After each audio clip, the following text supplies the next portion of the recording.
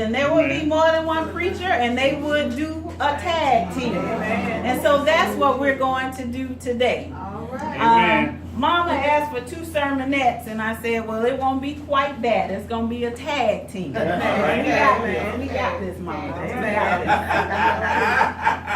Amen. All right now. And so I've been keeping up with what y'all been doing over here. And I heard that y'all been doing these one-word sermons. So I have one word today. And my one word is run. Run. Run. Notice I did not say walk. I said run. Amen. So today, the introduction I have also heard that was done for this sermon was done last week by Sister Kim, my Sil, S-I-L, sister-in-law. So I'm only going to recap a portion of that. So the text for today begins with the words, therefore, since. Now, for those of you who pay attention to the English language and y'all have been, in school all these years, or you graduated and you understand therefore and since. Sometimes people would look at that and say, well, that's kind of repetitive. But the author was making a point. Therefore, since. These 2 words indicate that a conclusion is being drawn. So, therefore, since. The conclusion that's drawn, if you read the rest of the sentence, is that we should run. Therefore, since. There are words in between, and then at the end it says run. So the author of Hebrews is letting us know that there is a cloud of witnesses surrounding us. In order to cheer us all on, we have to drop all the weights that would prevent us from running. So whatever these weights are that life presents us, then we have to drop them and run. All right. We have to drop all of the weights, and we have to drop all of the sins that so easily cling to us. Right. We got to drop all of that so we can run. So when we run, we must run with endurance. Run like we've been in training for this race for a very long time. Run like we've been in training for this race our whole lives. Run like we have all of our friends and family cheering for us. Yes. Run like we're going to win the race before it even starts. All right now. Run like the race has been set before us. Run looking to Jesus, All right now. the author and finisher of our faith. Yes. Now let me back up just 1 second and talk about the weights this life presents us. Sin is pretty easy to understand. That's covered in the thou shalt nots, right? We know what we ought not to do, right? But let's talk about some of the other weights that this life gives to us. You notice in my prayer I said we may not have $1 million in our bank account. A lot of people want $1 million. But you know what? To be happy, you don't need $1 million. All right now. I'm a psychologist, and they're always doing research. So if you really want to be happy, you don't need $1 million. You just need enough to satisfy your needs. And then guess what? Some people don't even have that much, and they are still happy. Because if you leave the continental United States and go almost anywhere in the world, most people are poorer than our poorest people here in the United States. And guess what they appreciate? They ain't worried about money because there is no money to be had. They appreciate the sun rising and setting Yeah. every day. Yeah. They Yeah. appreciate the rains coming down and watering their crops. Yeah. They appreciate waking up every single morning. Yeah. All right. Yeah. All right. So maybe one of the weights that is weighing us down is money or the pursuit of it. All right. Because we don't need that much All to right. be happy. Yes. Can I go Biggie Smalls on y'all? Yeah. Biggie said more money, more problems between Biggie and Puff Daddy or P Daddy or whatever his name is now. But they talk, and Lil Kim. They said more money, more problems, right? And so a lot of the people that y'all know be watching on reality TV, they got a whole lot of money. And they got a whole lot of problems. Yeah. So if the money got to come with the problem, I don't want the money. I don't want the problem. Right. Yeah. Right. But that is a weight that wears us down sometimes. And then let's be real about this. One of the weights that wears us down is other folks and they mess. Because other folks, when they are miserable, they weigh you down with their misery. Yes. And they ain't talking now, they're not talking about their problems now. Because that's what the real issue is. What they're doing is trying to make problems in your lives to weigh you down so that you can feel just as miserable as they do. But my word is run. Get away from them. All right now. Sometimes you got to run away from them folks. Yeah. They mess. Yeah. Run. Run. Don't walk gingerly. Don't Get be up like, out of oh, I'm sorry, I'm going to have to. Sometimes you got to run. Get away from them in that mess. Because what? You are running because you are looking to who? Jesus. Yeah. The author and finisher of our faith. Yeah. I'm going to stop right there. All right. Amen. I might let others go and finish it. I'm trying to hear what she got to say. I don't want to interrupt that thing. All right. I'm about to sit down over here. Baby, take it. Jesus and Vikki take the wheel. Praise Ooh, ain't it a blessing to be in the house of the Lord as we celebrate 26 years of love? Ain't it a blessing to be in the fellowship of believers as we celebrate 26 years of love? Ain't it a blessing to be as we celebrate 26 years of love? God has blessed New Philadelphia. Yes. God is blessing New Philadelphia. Yes. God will continue to bless New Philadelphia. Yes. And if God hasn't taken his eyes off of us for the past 26 years, ain't no reason that he'll take his eye off us in the next 26 or more years. Am I right about that? All right. I know I'm right about it. While we gather together for these celebratory observances, I'm wondering if we're actually thinking about the magnitude or the immensity of God's blessing on this little church on the south side. I'm wondering if we're truly trusting and or believing that God pays a little bit of extra attention to New Philadelphia. All right now. I'm wondering if we're fully invested and totally committed in the faith that God will move the vision from this wall to that All vacant right. lot. Yeah. Yeah. Yeah. Yeah. I'm just wondering.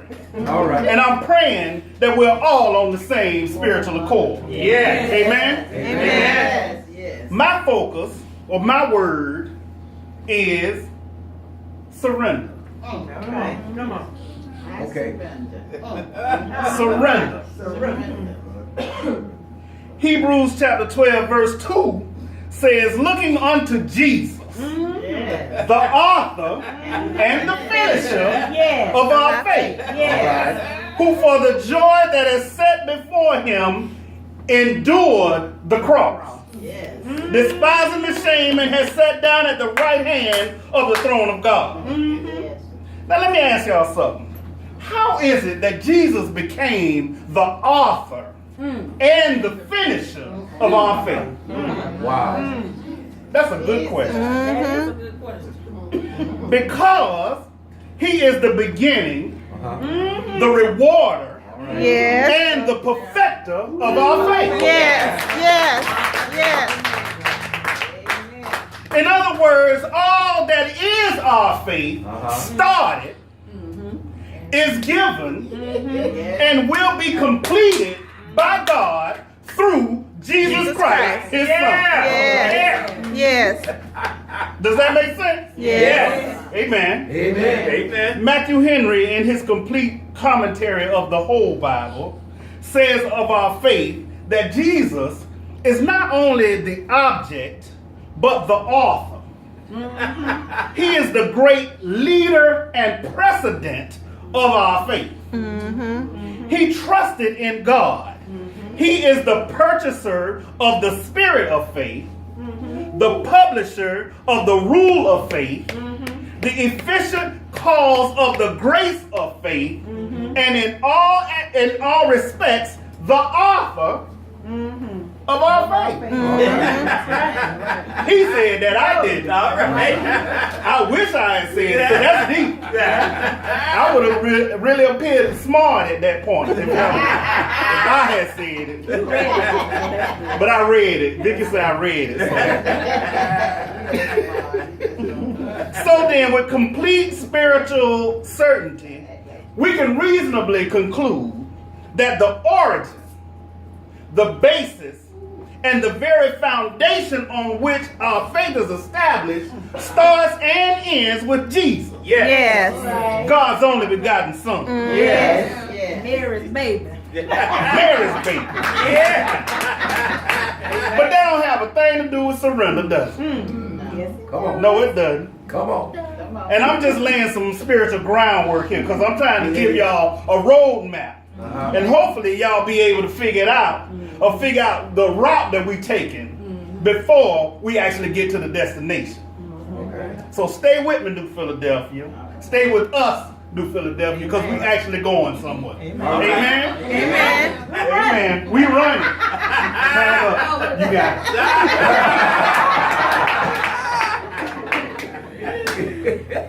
So I looked also at verse 3, and it talks about consider him. This is Jesus, who endured from sinners such hostility against himself, so that you may not grow weary or faint-hearted. Can I say this in a way that almost everybody in here already knows? We don't have to grow weary in well-doing. Because in due season, we shall reap if we faint not. Jesus endured the cross. Yes, he did.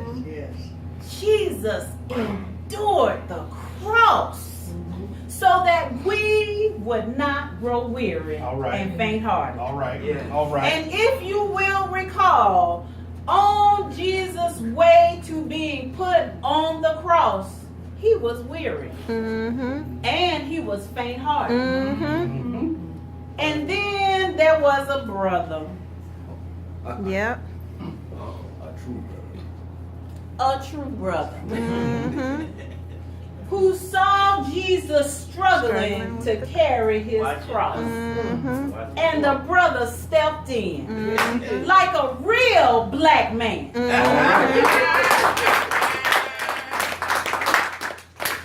The brother stepped in and helped him carry the cross. Yes, yes, yes. Woo.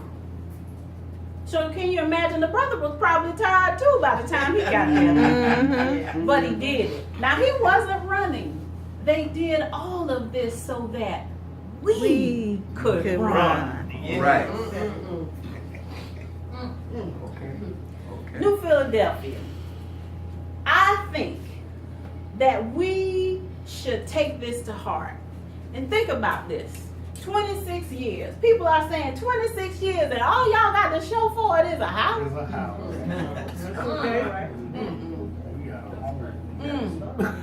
You're right. We got a home. Amen. But all I know is in 26 years, and I wasn't here all those times. Most of the time I wasn't even living here. But I know in 26 years, there has been some sickness in the body. And then somebody say, call up so-and-so. Get the prayer chain going. 10 o'clock prayer. Or somebody called up, we having Bible study at mom and daddy's house. And they say, the baby's sick. Can you get a prayer going? So the prayer wheel started to turn. All right. And what happened? All right. People got well. People in the hospital. I heard this in your last sermon. People in the hospital.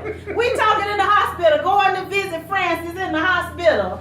And she was sick and couldn't come to watch night service. And we were like, well, I guess we could talk. Okay, we call you. That's right. We can do that. So we called Francis. And where's Francis today? She ain't still in the hospital all them years. No, she right Right here. there. That's right. Uncle Walt been sick. Miss Honeybunch been sick. Mama been sick. A whole bunch of everybody in here. You been sick. A whole bunch of them been sick in here. I've been sick. Everybody done been sick at one point or another. Where we at? Where we at? Where we at? We right here. Come on now. Sometimes. Yeah. All the time. All right, sir. The work of the church ain't about where it occurs. Yes. Whether it's in a big building made by hand. It ain't about that. It's about this building made by God. Yes. Yes. so that in our due season. Because sometimes when we're sick, you know, when you feel sick, you don't feel like doing nothing. You're weary and you're faint-hearted. Nothing. But guess what? Jesus was weary and faint-hearted. And he died. Amen. And then what happened to him? All He right. got up. Yeah. Why did he do it? He did it so that we could run. Yes. So that when we get sick, when we are down and out, when people have called us everything but a child of God, and you know people will do it. They doing it right now. You might not hear them, but they all out there. They said something about you, but where are you? You're right here, right now. You're getting your fuel so that you can run in the face of that.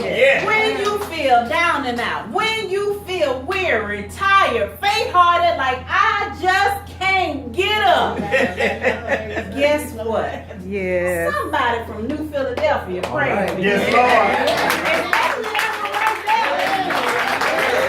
Somebody praying for you. And so all you do when you feel weary and faint-hearted, go on and lay down. Go ahead and rest. But when you get up, you better run. Amen. I told y'all I'm about to sit down. The second part of verse 2 says that Jesus endured the cross. That's what Vikki was just talking about. Now wrap your mind around this. Jesus was bearing the cross long before he ever went up that mountain to Calvary. Come on. Y'all hear what I'm saying? Yes. Come on with it. Jesus bared his cross long before he took that journey. Yep. Long before Simon grabbed the cross and helped him up there. Yep. Jesus bared his cross. Yes. Think about it. Jesus was challenged. Jesus was contradicted. His teachings were contested. Other times Jesus was asked either directly or indirectly to prove that he was who he said he was. Yes. Yes. Ain't that funny? Yes. But you know what? It's also current. Yes. Yes. Talk about it. In order for some people, I ain't talking about New Philadelphia, but I'm talking about some people who want to call themselves Christians, but they really just church folk. They taking up a seat in the church on the Sundays that they decide to come. Okay. But the thing is, in order for them to believe or for them to have some semblance of faith, Jesus had to perform for their satisfaction or their approval. Wow. Wow. Well, I shouldn't say he had to. They felt that he had to. Yeah. Jesus already said, I know who I am. Yes. But they felt like in order for me to really believe that you are who you say you are, Yes. what you got to do is you got to show me who you are. Yes. And Jesus is like, no, I don't.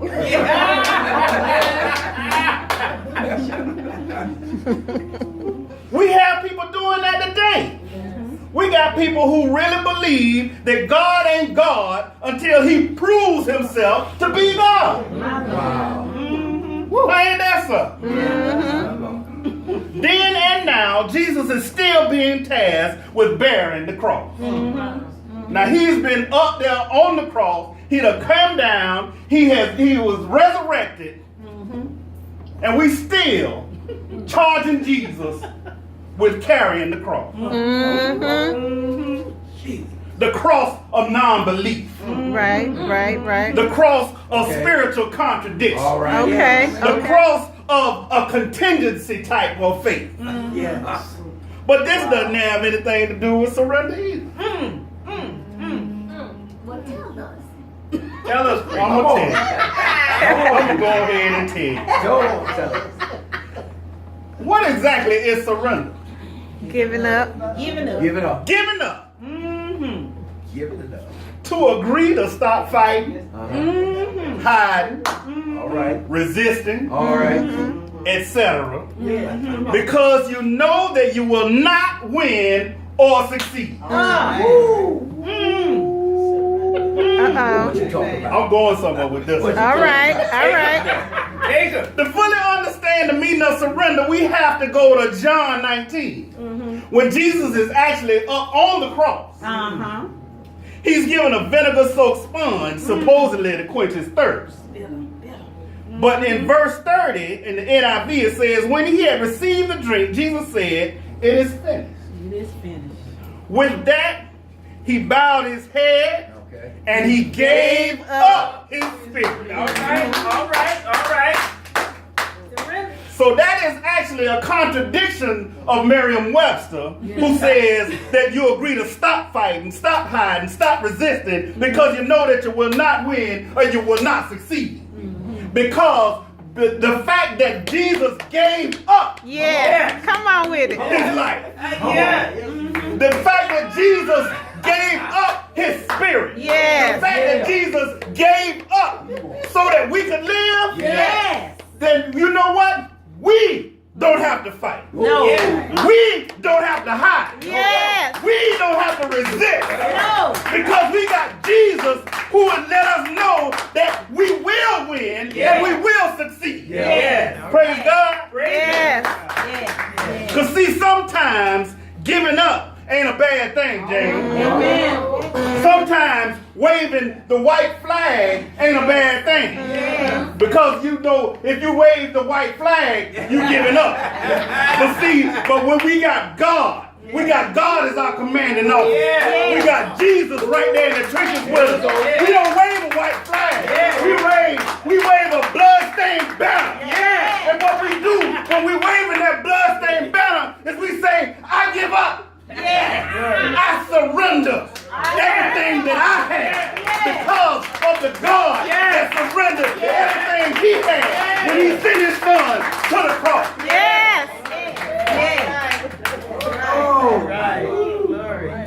So surrender ain't always a cowardly act, but sometimes it's an act of valor. So ask yourself this question. If Jesus hadn't given up, where would I be? Jesus surrendered or offered himself up as the ultimate sacrifice because it was in our spiritual best interest.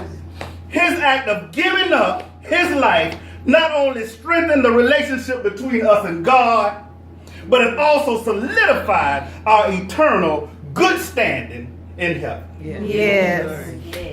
All right. So, how many of y'all know Tamala Man? Anybody know Tamala Man? Take me to the King. Yes, Take Me to the King. Well, y'all heard a new song. It's new to me. It might not be new. God Provides. Y'all heard that one? Well, I'm not going to sing it for you, but I just want to give you the context for why I'm about to say what I'm saying. So, shortly after Auntie Mimi died, Uncle Lester died, and then we went to their memorial service and all of that, I was driving to Orlando because it was literally, the funeral was one day and we moved the next day. And I was driving, and all of a sudden, God Provides came on. And when I tell you, after I heard that song, I felt like I could run. That was some deep stuff. I kept saying, what is this? But the song talks about surrender in the song. Because she talks about how God provides even when you don't have enough food to eat. God provides. God provides. And so she just keeps coming back to that. God provides. But she said, so tonight, close your eyes. There's no more need to fight. Watch God provide. All right. So when you close your eyes and you stop fighting, you surrender to the will of God, then you just sit back and watch God provide. God provides everything you need. Not just a little bit. Not just a taste. Praise him. God will give you everything you need. What does that have to do with running? There was a lot of uncertainty in my mind when I was leaving here and going there. I was like, God, what is it that you want me to do? God, show me your way. I've always said, God, not always, I say in my adult life in recent years, I have said, order my steps. And these were the things I was thinking about. And then the song comes on. God provides. And I said, well, I'll be. God, ain't you something? Ain't you something? Now I'm sitting here trying to get a little sad, trying to feel a little down, and then you said, look at me. Stop looking at yourself. Look at God. Look at Jesus, the author and the finisher of your faith. All right. Watch me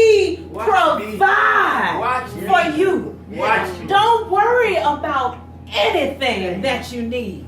Because I am God. And God has everything. So, and I'm finishing up. Good girl. So, as I listen to that, and that song has continued to be my refrain, I just play it as much as I can play it. God provide. So tonight, close your eyes. There's no more need to fight. Watch God provide. So after I heard that, I said, I think I want to run on.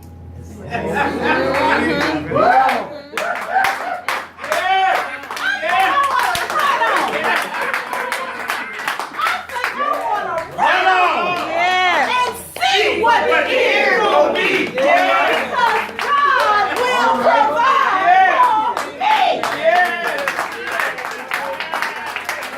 Hadn't God already provided enough? Hadn't God already given us enough? If God stopped giving today, don't you have enough? Didn't you get up this morning? Didn't you drive a car over here? Or you got in the car with somebody else who has God? Don't you have love? It might be cold outside this morning, but you got a jacket. You got a sweater. You got what you needed. Come on in, Jesus. So I think you better run on.